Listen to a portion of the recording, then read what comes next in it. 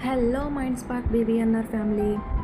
జీవితంలో ఒక దశలో మనందరికీ ఇలా అనిపిస్తుంది, నేను సరిపోను, నాతో ఏమీ కాదు, అందరూ ముందుకెళ్తున్నారు, నేను మాత్రం వెనుకబడ్డాను అని. కానీ సైకాలజీ ఒక ఆసక్తికరమైన విషయం చెప్తుంది. మన మెదడు సహజంగా నెగిటివ్ విషయాలను పాజిటివ్ విషయాల కంటే ఎక్కువ గుర్తుంచుకుంటుంది. దీనిని నెగటివిటీ బయాస్ అంటారు.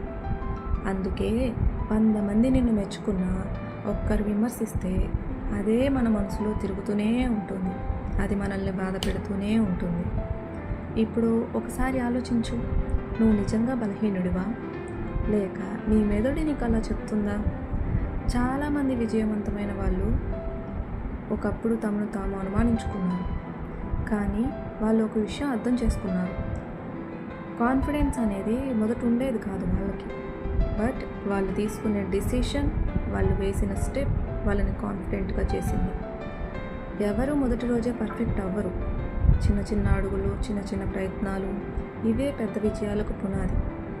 నువ్వు ఈరోజు పడిపోయి ఉండొచ్చు, ఓడిపోయి ఉండొచ్చు, బాధలో కూడా ఉండొచ్చు, కానీ గుర్తుపెట్టుకో, నీ ప్రస్తుత పరిస్థితి నీ భవిష్యత్తును నిర్ణయించదు, నీ నిర్ణయాలే నీ భవిష్యత్తును నిర్ణయిస్తాయి.